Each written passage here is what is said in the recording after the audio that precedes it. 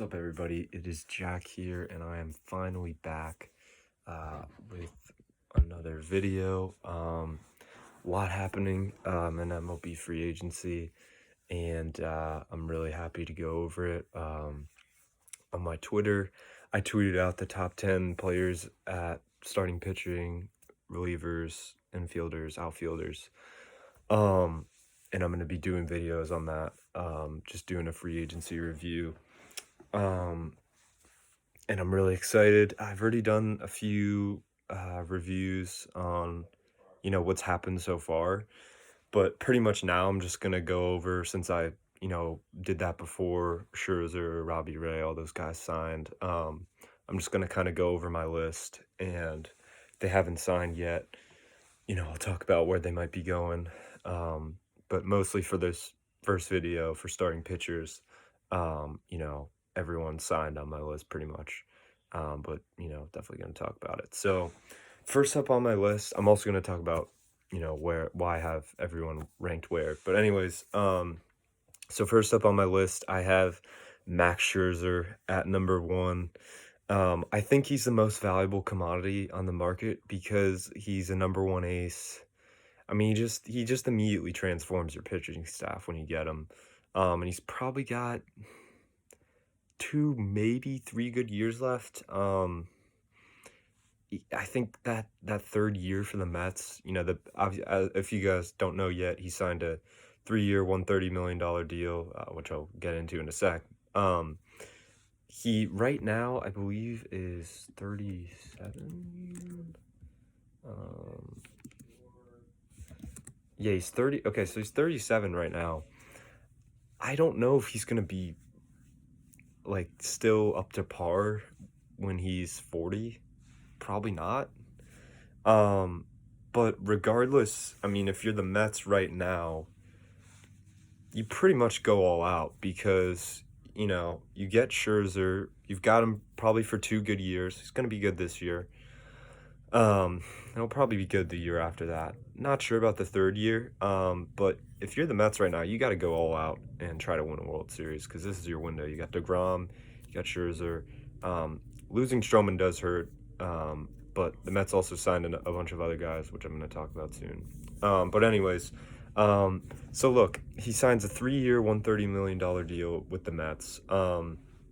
Obviously, this is a ton of money.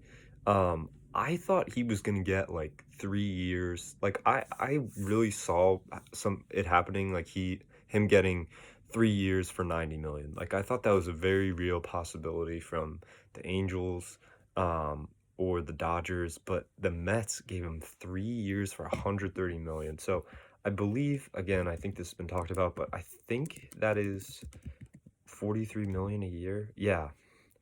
I mean, that's a lot of money. That is a lot of money. That's like a fourth of your payroll. So look, I think if it was the Dodgers or the Angels, they wouldn't have had to pay that much money. And it comes down to like, all right, is this guy worth the value of $43 million? I don't think so, but if you're the Mets and you're trying to make a run, this is the guy you need to win the World Series, I think. So they're gonna be contenders next year. Still have some.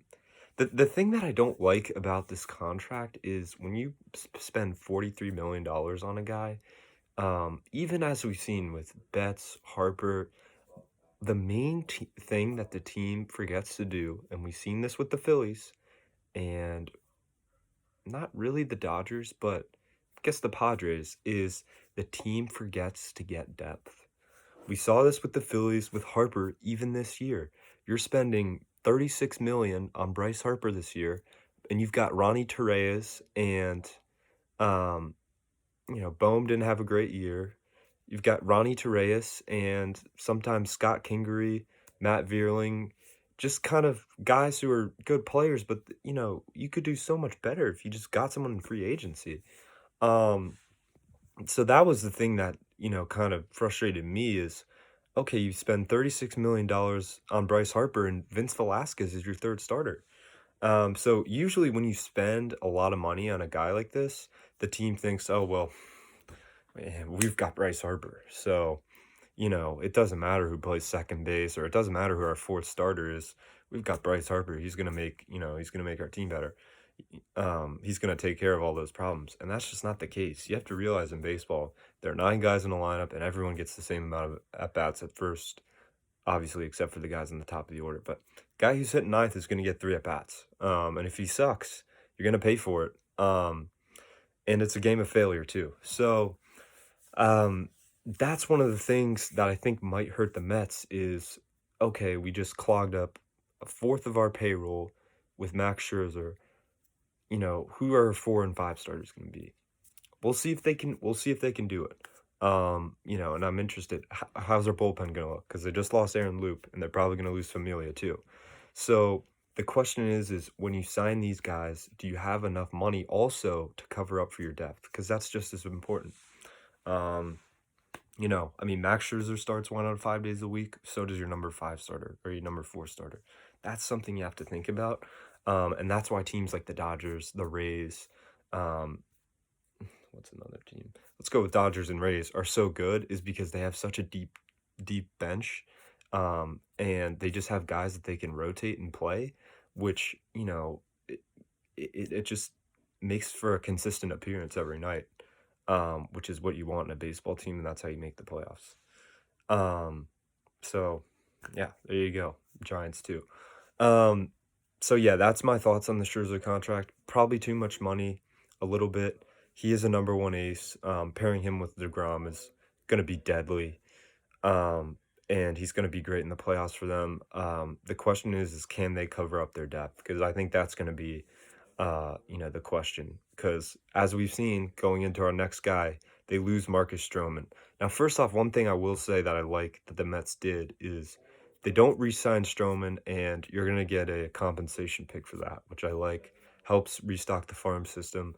A lot of people discount this and don't actually think about it, but they're going to get a compensation pick from this, and it's probably going to be pretty good. It's going to be a good prospect, something you can use in a trade since they're making a World Series run, or you can do with it as you please. So I have first off, I want to talk about I have Strowman second on my list because of his durability. I think another opinion for me in baseball is durability is one of the most important things when you're looking for a starter.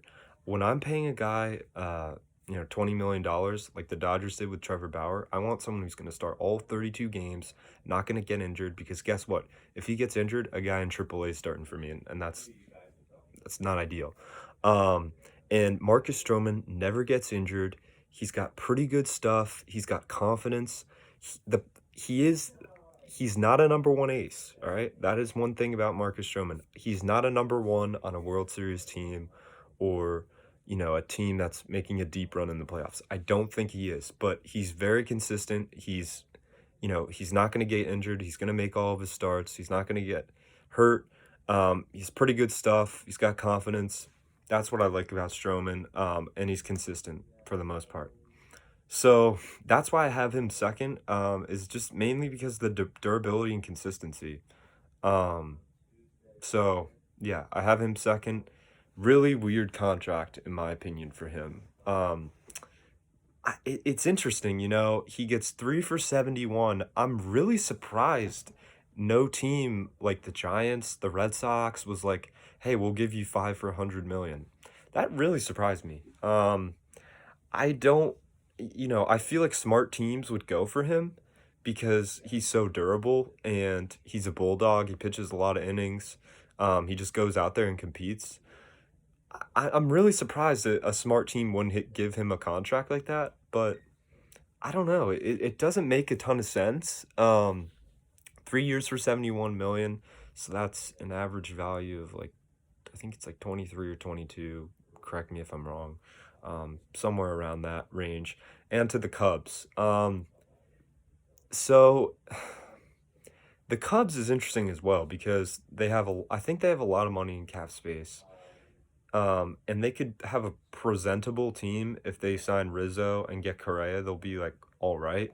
And it does, make an attempt at making that starting rotation better.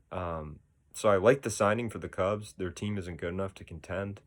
I think they'll just be like they kind of were last year. Like, maybe they'll have some magical run for um, a couple of games, but just I don't think their team is that great. So it's an interesting signing. Overall, I think I'm really surprised he didn't get more money. Um, and I'm surprised Giants, Red Sox didn't bite. That's what I'll say. Um, Number three, I have Robbie Ray. So I don't have him as high. One, because his velocity has dipped over the years a little bit. Um, Two, because he doesn't have the consistency Strowman does. Um, and he's kind of injury prone. Nah, he's not really injury prone. That's kind of wise. It's just the consistency. I think Strowman's more consistent. Um, and so I have him at number three. He goes for 5 years, 115 million to the Mariners. So interesting signing from the Mariners for sure. I don't know if they're gonna re-sign what's the name? Yusei Kikuchi. I don't know if they will. They definitely get their number one guy. They get their number one starter and Robbie Ray. They do need some more depth at that position if they want to compete. They need some more starters for sure. But this is the right step in getting your ace. 5 years for 115 million. Let's calculate the average on that. Um, that's 23 a year for 5 years. That's a pretty decent contract. Kind of in the same range as Gausman. Uh, I like the signing for the Mariners. I'm not ecstatic about it, but I mean he's really good. I mean he won the Cy Young last year. He's I think he's a number one starter. Probably has the stuff if he can replicate what he did last year. So I like it. It's a good step in the direction for the Mariners, and I like that they're starting to spend and use their money and use their payroll to their advantage because I think they have the capability to be a $200 million spender, um, and spend up to the cap. Um, so yeah, overall, like the Ray signing. Also, well, we'll talk about later with the Blue Jays. But number four, I have Justin Verlander. I probably honestly wish I had him higher because right now I think he is probably the second best pitcher on this list. Obviously he is. Let's look up the age. I think he's 37 as well. I think he's 37. Um, he's 38. So he's 38 right now. So he's got 2 years left, and that's what the Astros gave him. They gave him. So it says on my computer or on that picture 1 for 25, but I think there is another option for 25 million the year after. But another thing with Verlander is besides for the Tommy John, he also is really consistent, makes a lot of starts. I wonder if he's going to be as injury prone, more injury prone. I mean, going down the line, considering he just had this surgery, and that kind of he was basically out for 2 seasons. So that hurt. But overall, I love Verlander. I mean, he's still one of the best pitchers in this game, and his stuff still works. Still got a pretty good fastball, and I mean, it's Justin Verlander, man. Like he's insane, and I wish people gave more credit to the pitcher he is, but we haven't been able to do that since he's been hurt for the past 2 seasons. But he is still a frontline ace for a team, no doubt. And him, McCullers, Valdez, Luis Garcia, that's going to be a great rotation for the Astros next year. I'm really interested to see. I don't know who I'm going to pick for the division next year for AL West. But anyways, number five, we've got Kevin Gausman. So he went 5 years for 110 million to the Toronto Blue Jays. Very interesting deal. I honestly, I kind of like it that the Blue Jays don't re-sign Robbie Ray and they get Kevin Gausman, who has been more consistent than Robbie Ray. You have to look at that. Obviously, Ray was more dominant last year, and that's why I have him ahead of Kevin Gausman. But Kevin Gausman did have, I believe, a 120 ERA plus in the COVID year. He was pretty good that year, and then this year he was optimally better. it's kind of a swap. Like, the Gausman didn't, I think, and I'm sticking to this, I think the reason the Giants didn't re-sign him is because he didn't pitch well against the Dodgers. That's my opinion. Um, and they're, and I don't know who they're going to bring in to replace that, but him and DeSclafani did not pitch well against the Dodgers. Logan Webb was great against them. So I think that's part of the reason why the Giants didn't re-sign him. But I like this deal for the Blue Jays. You know, they get Barrios. They're gonna have Barrios, Manoah, Gausman. I think I'm missing someone. Oh, Ryu. So those are 4 really good starting pitchers. They're going to be a contender in the AL East. AL East can be a great division next year. So I like this deal a lot from the Blue Jays. And I'm going to be honest, I do like, you know, bringing in Gausman instead of Robbie Ray.